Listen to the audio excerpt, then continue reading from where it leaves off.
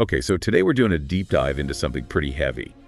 That brutal terrorist attack in Baisaran Valley, Pahalgam, April 22nd, 2025. Yeah, it was a truly horrific event. We need to unpack what actually happened there. Absolutely.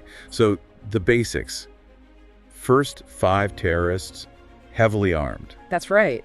Reports mention AK-47s, even M4 carbines. These aren't just basic weapons, it's just, planning. And the outcome was just devastating. 26 people killed. Yeah, 24 Indian tourists, tragically, 1 Nepali citizen, and also a local Muslim resident, and then more than 20 injured on top of that. The really disturbing part for me reading the accounts was how the victims were apparently chosen. Exactly. Eyewitnesses, they reported that the attackers were specifically asking people their names, their religion. Really trying to identify people based on faith. Yes, and forcing some to recite the kalima. There were even accounts of physical checks looking for religious markers. It's chilling. A clear sectarian motive, it seems. Yeah. But then that local Muslim man who tried to help, he was killed too.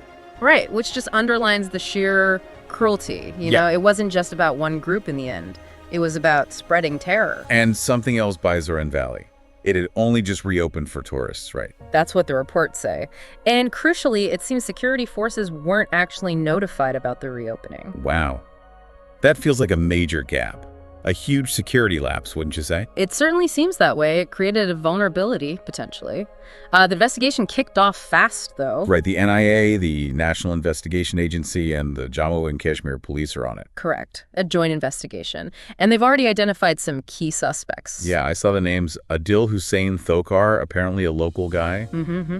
And then 2 Pakistani nationals, Ali Bai, who also goes by Talapai. Okay. And Hashim Musa, also known as Suleiman. And there's a big bounty out for them now. Yes. 20 lakh offered for information leading to each of them, a significant amount. As you'd expect, this whole thing has just sent massive shockwaves through India-Pakistan relations. Oh, absolutely. The diplomatic fallout was almost immediate. India canceled all visas for Pakistanis. Right. And expelled diplomats. Expelled diplomats and, maybe most significantly, suspended the Indus Water Treaty. Suspending the water treaty, that's huge, isn't it?